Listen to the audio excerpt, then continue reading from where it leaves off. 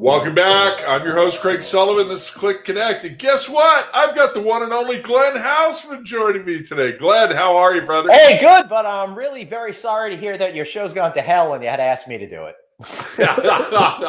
No. You know, I was going to make a joke because you were the first guest on CLIC Connect when we launched it in March, and we all know what happened there, but I decided to pass on that. Look, everything was going well in the morning. It's that last people that you had on are to blame.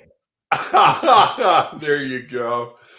So, you know, everybody knows you. Glenn has been doing an outstanding job for our industry, and, you know, it's time to let him just kind of roll with some things and give him some time. So, Glenn, what's on your mind right now? What do you want to talk about? Well, first of all, I'm just delighted that you let me talk about myself for once. It's something that I never get to do on my show or in my house. So it feels very special. So, yeah, I'm just really happy to be here with you, Craig, and to be able to be in a position to share great information that's helping hoteliers manage their way through a crisis that has destroyed all of our lives in one way or another. And been very difficult going through this process. And, you know, it might seem lighthearted and stuff, but we're dealing with some serious issues every single day on our daily show that we do, you know, live at noon on the internet. That's Eastern time. And it's just great to see that we all can kind of help each other and build a community and give each other information that we could all find some sort of clarity and understanding on how to get through this mess. No, I couldn't agree more with you. And you're right. You know, we've got to stay connected. We've got to help one another. And that's what's going to pull us through this. I mean, we're all social beings and we're all in the hospitality business. And we've got to, you know, help one another.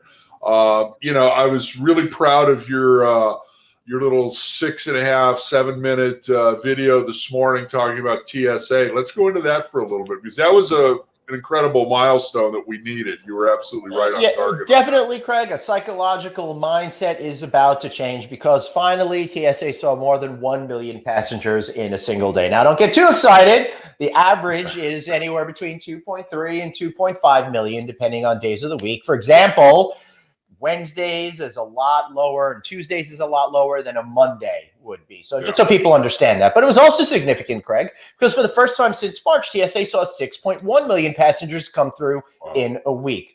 So still nowhere near where we need to be, but it is significant in the sense that we feel like we're jumping through some hurdles. We're going to make it. Right. We will get through this, but we got to get more people to keep getting on those airplanes.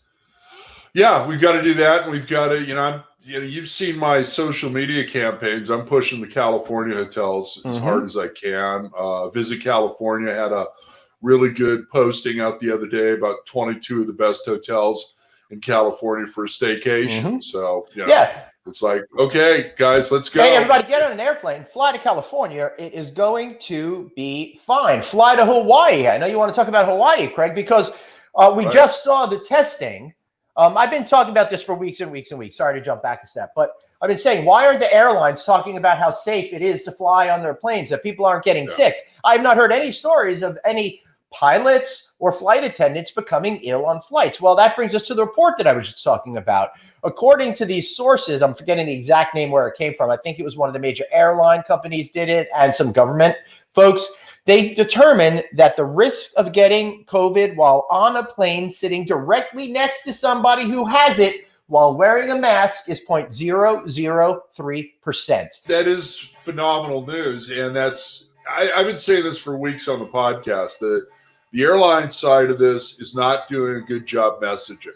They haven't, in every one of their commercials, they should be saying, hey, look at our flight crews, our ground teams, everybody's safe. You know, we're fogging the planes in between flights. You know, we're doing everything that we're supposed to be doing, and we're not opening up the center seat in a lot of cases. Right. So, yeah, I mean, you know, I think two things that people need to know right now are, one, hotels have never been cleaner, and the airplanes have never been cleaner. That's right. Now, and I've been never more desperate to travel. You know?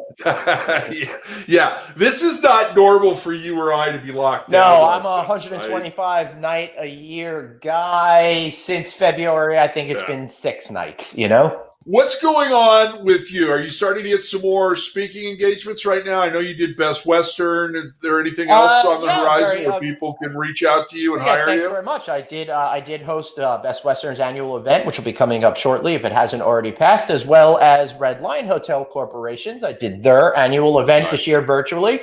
I helped the folks over at AHOA. I did a bunch of intros and outros for all of their sessions. And it's just great because I've been doing this online medium thing for a while. We created The Daily Show, and now all of these companies are saying, hey, this guy's got some experience. Maybe we could figure out how to create more of a television program as opposed to a traditional conference, because they're two totally different skill sets. Absolutely. We're all kind of trying to have to adapt and figure out how to communicate most effectively in this online era. Yeah, absolutely. And, before we jump into Hawaii, I want to comment on that. Glenn will be out here on March 4th for the 5th annual California Lodging Investment Conference. And if by any chance we have to pivot to a virtual, I'm still going. He's still coming out here because he and I are going to be recording at the and you're not pivoting. There's no way you're going to pivot. I'm predicting it right now. No pivot. Thank you. I appreciate that. And the nice thing is, I've been talking to a lot of our sponsors. IHG's back. We've got some other sponsors that are getting ready to sign on the dotted line to come on as well. We're working on, we've got so much to talk about. And, your panel in particular kicking it off is just going to be absolutely packed with experts. I don't know how I'm going to get them all on the stage at 6 feet apart, but we'll figure something out. So Hawaii reopened. I'm talking with Hogan Hospitality later today in another interview, but I mean, that was a long time coming. That state has been decimated. It's tourism, and the military that make that state run.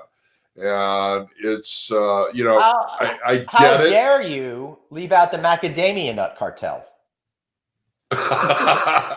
Well, they want to become a sponsor for both shows. I'll be glad to give a plug.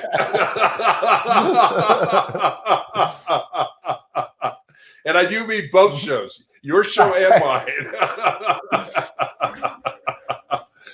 So I think it's going to be rather interesting to see what happens. The early results coming in, both internationally and the national flights heading over there. What are your thoughts on Hawaii? My thoughts are it's a great step in the right direction. I think they're smart. They're going to put the controls in place to make sure that all the hard work that they put in will not be lost. We're seeing it already in successful island destinations such as Jamaica and other areas. Right. I think Belize, and even though that's not an island, small country, reopening has a lot of protective measures in there. Hawaii is going to do it. I know they're going to be great.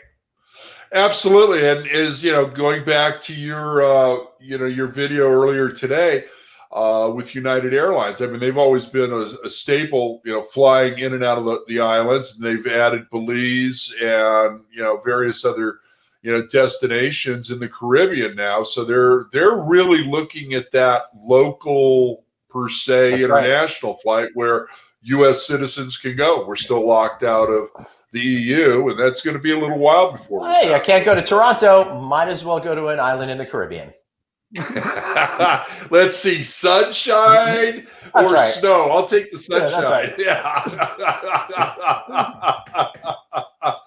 So, are you and Anthony going on the road again anytime soon? What can we expect from your daily show? I'm not sure when you're going to air this, but we got, as of the recording of this, we got 2 on-location events next week, and soon we're going to be headed back to Las Vegas. The Circa Resort is going to be opening down there. They've got a studio, and it looks like we're working out a deal to broadcast from there. And we got a lot of other tricks up our sleeves as well, because we have got to travel and promote the love of travel. We've all got to get back to it, and we want to lead the way. There you go. There you go. Absolutely, my friend.